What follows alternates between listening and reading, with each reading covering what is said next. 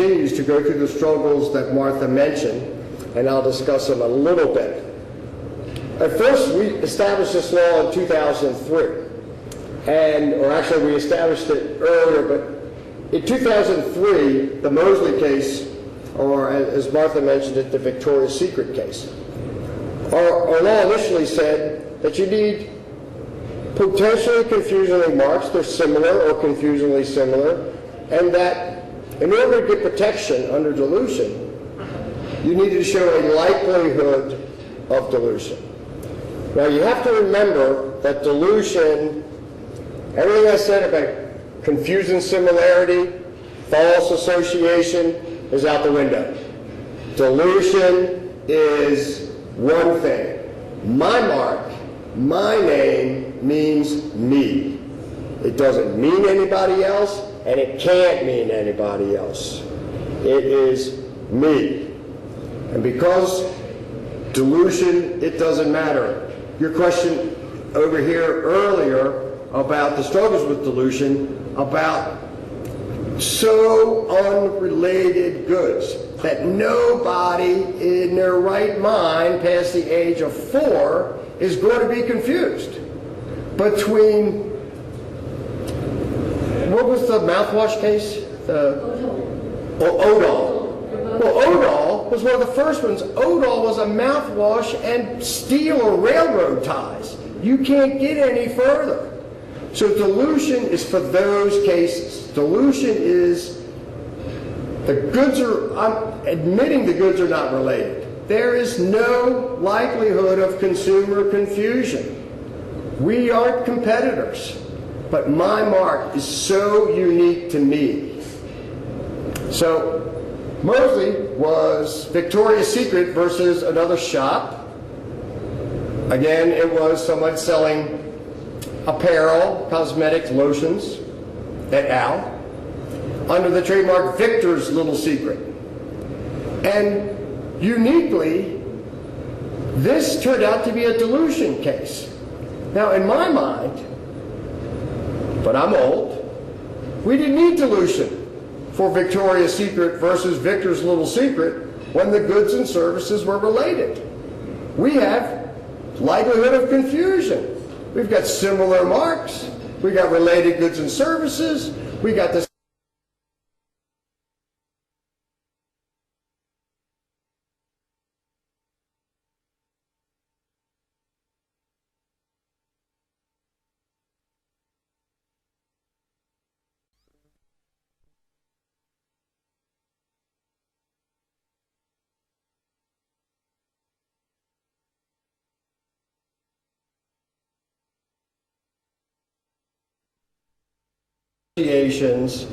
Into WIPO, anybody associated with it, went crazy. How? You give me this great benefit. You give me this dilution law. I can enforce my rights against uncompetitive goods. But now you have to tell me I have to prove that my mark is diluted? How do I prove my mark is diluted? How do you prove that a reputation of a brand is diminished? How do you prove I've lost that significant sole source origin function? It's virtually impossible. So if Mosley stood and was not changed, then dilution, in essence, was on its way to death in the U.S. We changed dilution, recognizing the problems, with our recent laws. Now the laws change, you need simply to show a likelihood of dilution. However, the revision also reduced the universe of marks falling under its protection. That marks must be nationally well known to qualify for dilution. A mark is considered famous, and there's a distinction in the U.S., and I think it will evolve worldwide, of a difference between a well-known mark and a famous mark. Dilution equals fame, well-known mark equals significant protections. The U.S., we have a use-based trademark system. in order to get protections in the U.S. under majority of our laws, you need to have use in the United States, or you need to have a registration, as I mentioned. The registration is constructive use. So some cases I will show on dilution, some of the ones I mentioned earlier, are very valuable, but at the same time, initially might be read as being restrictive. How can I, as the owner of a well-known mark, or how can I, as the owner of a famous brand, get protections in the U.S. if I'm not using it in the U.S.? The answer easily is registration in the U.S. Now you say, well, the U.S. is a U.S. registration system. It's a use-based system. I can't get a registration in the U.S. unless I'm using the mark in the U.S., which is true if you file an application based either on intent or on actual use. A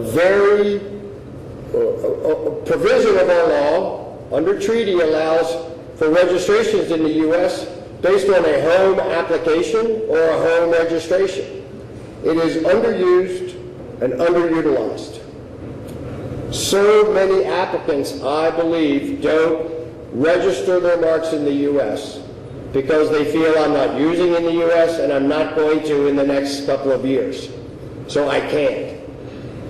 If your clients, your associations, your companies have home registrations in your home jurisdiction, you can file based on that use in the U.S.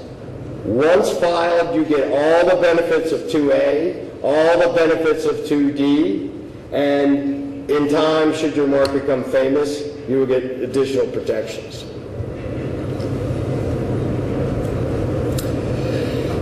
These are some of the standards in defining dilution. As with likelihood of confusion, you need to have some standards. As Mr. Chairman mentioned earlier, what good is having a system if it's not regulated, but you have order. You have some way of defining whether or not it is consistent, or you are with the law, you are against the law, you're entitled to protections or not. These are the factors that we weigh: the extent of the use, the extent of advertising, the geographic area, and I'll mention that in the middle, the degree of distinctiveness of the mark. Many of the same factors that we talked about for likelihood of confusion initially weigh into the dilution standard. The degree of recognition of the mark, the method by which the product was distributed, your channels of trade, the use by the third parties, whether it was registered. These all look pretty familiar to the provisions I showed earlier in the standards in defining a likelihood of confusion standard. But since dilution is an extraordinary remedy, these are the additional things that you need to establish and prove. If you do not prove your mark is famous and prove it conclusively, any doubt will be resolved in favor of the plaintiff. So you must establish your rights. A mark must not only be famous but distinctive. The examples of well-known marks that Martha showed at the bottom, very famous in this area, Air Emirates. It may be well-known here, but or the term Emirates, is it commonly used? Is it weak because it's used for many different goods and services? If there are third-party uses, albeit in fields unrelated to the owner of a famous mark, in a dilution claim, he's going to lose. Because if his mark is entitled to dilution and entitled to this extraordinary remedy where he can enjoy the use and get damages from a non-competitor for using his name, there better not be any other third-party uses out there. So attorneys, companies, advisors, this all gets, if you ever want this protection, you ought to always advise your clients to have a significant enforcement policy. Watch services, registration watches, opposition procedures, domain name conflicts, You want to make sure that any plaintiff cannot look at you and say, oh, well, there's third-party uses. This is the key for dilution. In essence, the mark has become the principal meaning of the word. The word can only connotate to a consumer one thing. It has, in essence, become the principal meaning of the word is different from a generic term. A generic term is the name of the goods. Chairs. It is the goods. But when a mark becomes the essence of